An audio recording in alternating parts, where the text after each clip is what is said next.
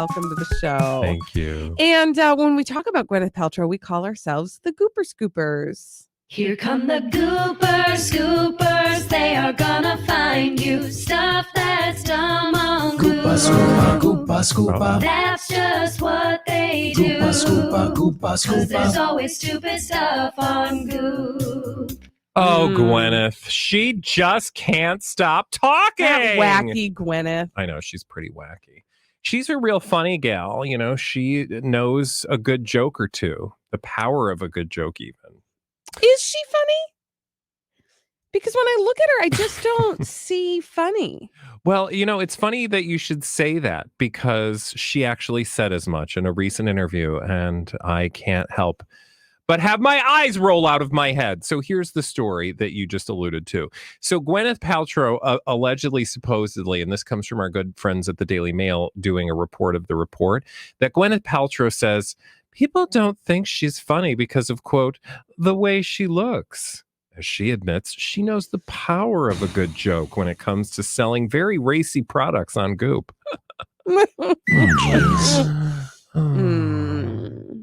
Now, in a new interview that was published by Heat Magazine, which, by the way, I could not find on Heat Magazine's website. So thanks, guys. Maybe it wasn't hot enough.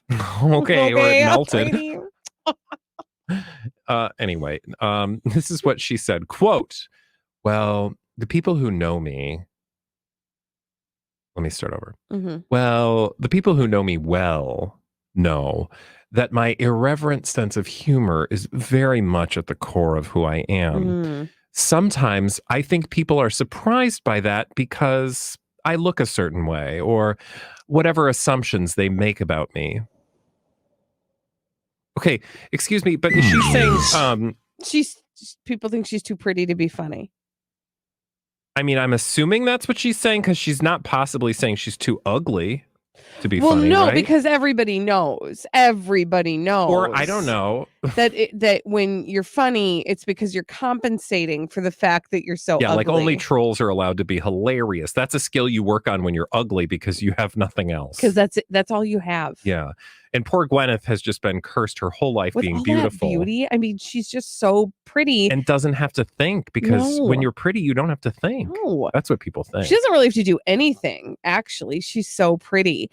So it's probably really not only surprising to people that she's funny, but also surprising to people that she like owns a business that she runs, you know, because she's so pretty. Which, by the way, also sells things on the basis that we're all insecure about the way that we look. Interesting. Oh.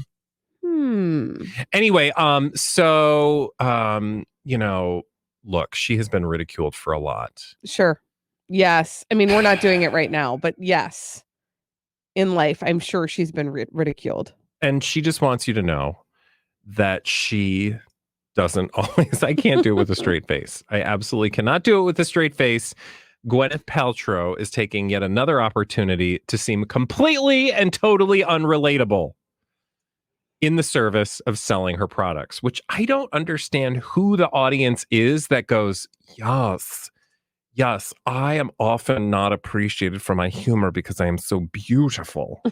Like, who says that? I mean, there's just like too 4 people that do that. To say there once was a man from Nantucket. We're going down that road? The thing about Gwyneth Paltrow is she's always answering questions that nobody asked. Oh, right. Like that's her entire get up and go. Yeah. And 9 times out of 10, she's also saying things that nobody would ever actually say aloud. Well, and among those things, this. But also, do you remember the fact that she invented yoga, according to her? Oh, she's invented a lot of things. Right. She also called the global pandemic. Oh, that's right. She was the first person to have COVID, and also she made wearing a mask trendy. Yeah.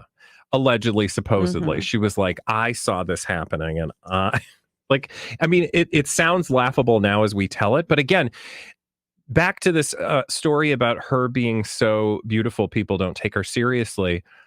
Not only is she funny, you guys, but she has like the way she describes her sense of humor as, quote, they don't understand my irreverent sense of humor. That's like doubling down on debaggery, which is a segment we do on this show.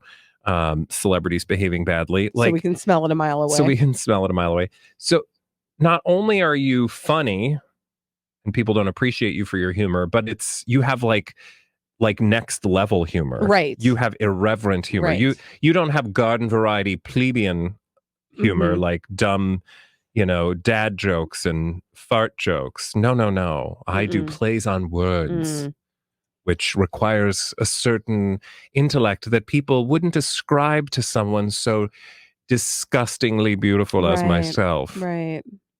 Okay. All right. It must Does make somebody working have an audible for her. eye roll somewhere? I wish.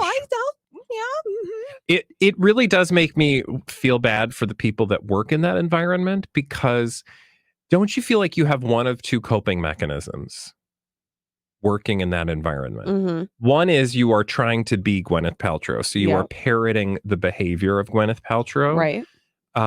In service, like act like the boss. That's one strategy. The other strategy is to drink. That's what I was going to actually say. Yeah. So it's interesting, or both, because by day you have to pretend like you subscribe to all of these beliefs, and then at night you're like, hey, you don't let's like. Be clear. This. That's Gwyneth Paltrow. Yeah. The woman who has a cigarette. Yeah, which I don't buy. Every once in a while. She's in the chimney of nobody her house. has a cigarette. Right. As a former smoker, you don't have a cigarette. And I know people are like, but I do. Okay, fine. But you want me to believe that she's right. Again, it just goes back to the whole notion of what Gwyneth Paltrow is selling is this, like, you can have your cake and eat it too. You can drink your bourbon and have your cells refreshed with moon dust that has been procured by aliens. I think you're actually onto something, that even she can't even live up to the standards that she's trying to live up to. Yeah, but she's surrounded by the system that makes her believe she can, which she doesn't. But it's perfect, right? She's like a feedback loop. When I watched that show that she had on Netflix, which was called The Lady Who Goop Lab.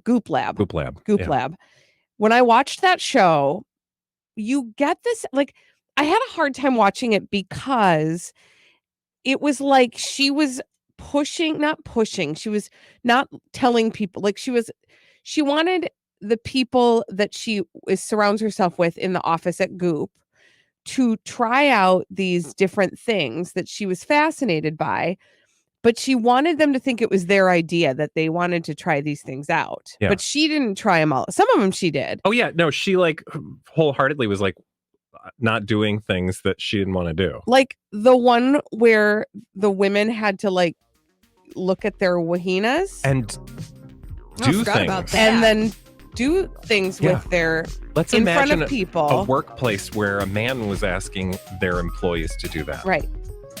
Well, and she didn't do it, but she was like, hey guys, I think you want to do it, right? Exactly.